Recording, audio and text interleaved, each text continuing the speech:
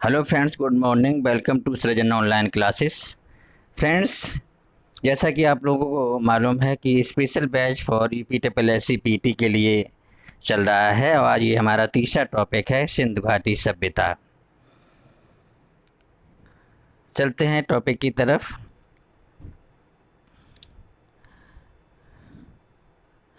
सिंधु घाटी सभ्यता एक कांस्य युगीन सभ्यता है। हड़प्पा वासियों ने अपने जो औजार और उपकरण का निर्माण किया था वो तांबा था, ना कि कांस्य। हड़प्पा सभ्यता को आदि ऐतिहासिक काल में शामिल किया गया है क्योंकि इसमें लिखित साक्ष्य तो मिले हैं परंतु इनको अभी तक पढ़ा नहीं जा सका है। हड़प्पा के लोग चावल की खेती करते थे और हाथी पालते थे, जबकि मेसोपोटामिया, वर्तमान में मेसोपोटामिया का नाम है इराक। मेसोपोटामिया के लोग जो है इस तरह के साक्ष्य नहीं रखते थे। फ्रेंड्स, यहाँ पर हमने एक नक्शा बनाया है हड़प्पा सभ्यता का। यहाँ से कभी कभी प्रश्न आ जाता है कि हड़प्पा सभ्यता का सबसे उत्तर का स्थल कौन सा है, सबसे दक्षिण का कौन सा है, उत्तर का कौन सा है और पश्चिम का कौन है। तो आप चित्र में देख रहे होंगे हड़प्पा सभ्यता का जो भौगोलिक विस्तार में हमने दिखाया है कि सबसे उत्तर में जो स्थल है वो जम्मू कश्मीर का मांडा है। ये सबसे हड़प्पा सभ्यता का सबसे उत्तर में स्थित है और जो मांडा है ये चिनाब नदी के किनारे स्थित है और मांडा जम्मू कश्मीर के अखनूर जिले में स्थित है। अब यदि हम देखेंगे दक्षिण में सबसे दक्षिणतम जो स्थान है वो दैमाबाद है। ये प्रवरा नदी के किनारे स्थित है, अहमदाबाद नगर जिला में महाराष्ट्र में स्थित है। और जो प्रवरा नदी है वो गोदावरी की सहायक नदी है। एक और प्रश्न परीक्षाओं में कब आ जाता है कि जो है हड़प्पा सभ्यता का दक्षिणतम स्थल कौन सा है, तो ये आ जाता है भगत राव, जो किम नदी किनारे है और किम नदी गुजरात में है। तो यहाँ से दो प्रकार के प्रश्न पूछे जा सकते हैं। एक तो आपका सबसे दक्षिणतम स्थल हड़प्पा सभ्यता का कौन सा है, तो दैमाबाद, जो प्रवरा नदी के किनारे स्थित है और यह दैमाबाद महाराष्ट्र के अहमदनगर जिले में स्थित है। और जो प्रवरा नदी है ये गोदावरी की सहायक नदी है। अब प्रश्न आ जाए कि उत्तर में हड़प्पा सभ्यता का स्थल कौन सा है, मांडा चिनाब नदी किनारे। अब देखते हैं पश्चिम में कौन सा स्थान है, सुतकांगेडोर। फ्रेंड्स, सुतकांगेडोर हड़प्पा सभ्यता का पश्चिमोत्तर सबसे पश्चिम में स्थित स्थल है। यह दस्क नदी के किनारे है और यह दस्क नदी पाकिस्तान के बलूचिस्तान में स्थित है। अब हम आते हैं कि हड़प्पा सभ्यता का सबसे पूर्व में स्थित स्थल कौन सा है। तो दोस्तों ये है आलमगीर, जो उत्तर प्रदेश के मेरठ जिला में स्थित है, हिंडन नदी के किनारे। यानी आलमगीर हड़प्पा सभ्यता का सबसे उत्तर में स्थित स्थल है। इसके बाद आप देख लेते हैं हड़प्पा सभ्यता के कुछ विशेष आंकड़े जो परीक्षाओं के लिए बहुत ही महत्वपूर्ण है। UP triple S C PT के लिए हड़प्पा सभ्यता का आकार आ सकता है कि हड़प्पा सभ्यता किस आकार में बसी हुई है। तो फ्रेंड्स, ये त्रिभुजाकार में बसी हुई है और हड़प्पा सभ्यता का जो क्षेत्रफल है ये 12,99,600 वर्ग किलोमीटर में हड़प्पा सभ्यता फैली हुई है। हड़प्पा सभ्यता की जुड़वा राजधानी है हड़प्पा और मोहनजोदड़ो। हड़प्पा और मोहनजोदड़ो को हड़प्पा सभ्यता की जुड़वा राजधानी प्रसिद्ध विद्वान स्टुअर्ट पिगट महोदय ने कहा है। इसके अलावा लघु हड़प्पा या लघु मोहनजोदड़ो की संज्ञा लोथल को दी जाती है। नेक्स्ट यहाँ से प्रश्न आ जाता है कि हड़प्पा सभ्यता का सबसे बड़ा नगर कौन सा है। तो फ्रेंड्स, इसको हमने बड़े से छोटे क्रम में लिखा है। सबसे बड़ा स्थल है मोहनजोदड़ो, इसके बाद आता है गनेरी वाला, फिर हड़प्पा और फिर धौलावीरा। फ्रेंड्स, धौलावीरा भारत में हड़प्पा सभ्यता का सबसे बड़ा स्थल है। भारत में सबसे बड़ा स्थल है धौलावीरा और धौलावीरा के बाद में सबसे बड़ा स्थल है आपका राखीगढ़ी। हड़प्पा लिपि के बारे में जान लेते हैं। हड़प्पा लिपि चित्र के रूप में होने के कारण अब तक पढ़ी नहीं जा सकी है। हड़प्पा की लिपि को पढ़ने का प्रथम वैज्ञानिक प्रयास सबसे पहले 1934 में हंटर महोदय ने किया था। अगर हम मेसोपोटामिया की सभ्यता और मिस्र सभ्यता की बात करें तो वहाँ पर ऐसा देखने को नहीं मिलता है।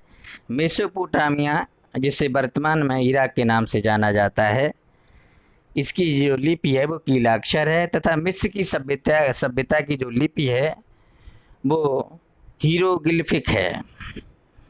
नेक्स्ट है हड़प्पा सभ्यता से संबंधित पुरा स्थल, जो परीक्षाओं के लिए बहुत ही महत्वपूर्ण है। यहाँ से हमेशा 1 से 2 क्वेश्चन मिलते हैं, कोई भी परीक्षा हो, और पीटी के लिए तो बहुत ही महत्वपूर्ण है।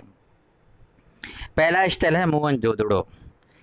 फ्रेंड्स, इसका उत्खनन राखाल दास बनर्जी ने 1922 में करवाया था, और यह स्थल हड़प्पा सभ्यता का सबसे बड़ा स्थल है। यह स्थल पाकिस्तान के सिंध प्रांत के लरकाना जिले में सिंध नदी के बाएं तट पर स्थित है। फ्रेंड्स, यहाँ से निम्नलिखित साक्ष्य मिले हैं। सबसे पहले यहाँ से अन्नागार, मतलब अन्नागार का मतलब होता है अन्न भंडार, इंग्लिश में से ग्रेनरी हाउस बोलते हैं। सूती कपड़े के साक्ष्य मिले हैं, और मेसोपोटामिया की बेलनाकार मोहरों के भी साक्ष्य यहाँ से मिले हैं।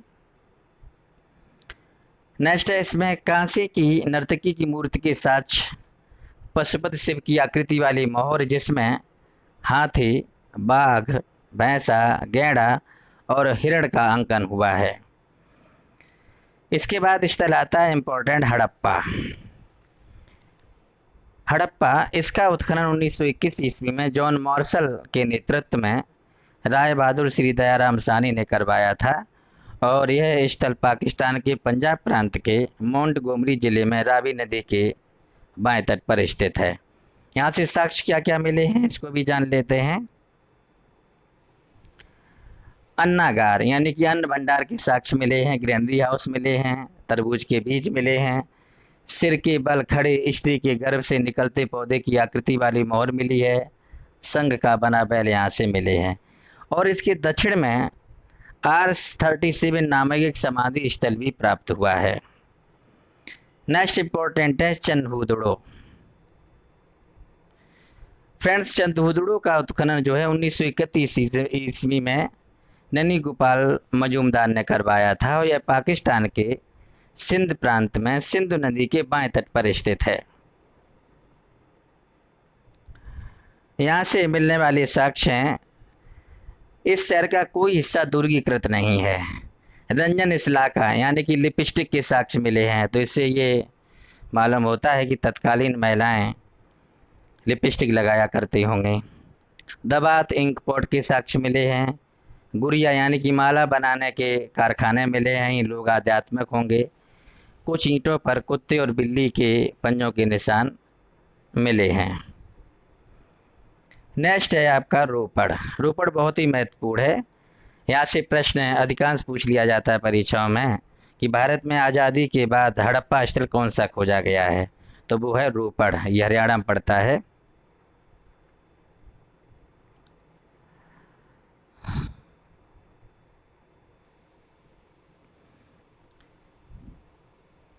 फ्रेंड, जो इसमें एक स्थान है आपका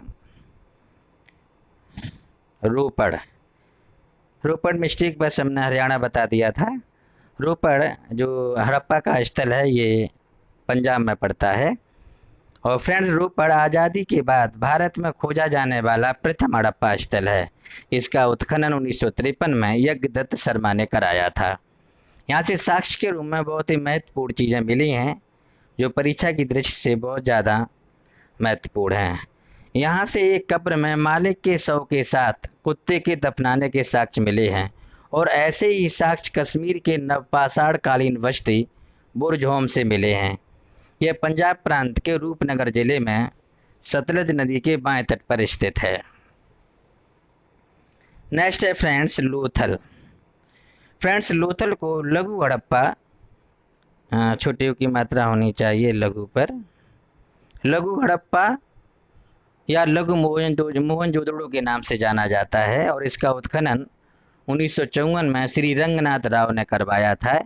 यह गुजरात के काठियावाड़ क्षेत्र में स्थित है। और अहमदाबाद जिले में स्थित है। खम्बात की खाड़ी में यह भोगवा नदी किनारे स्थित है। यहाँ से साक्ष्य जो मिले हैं वो देख लें।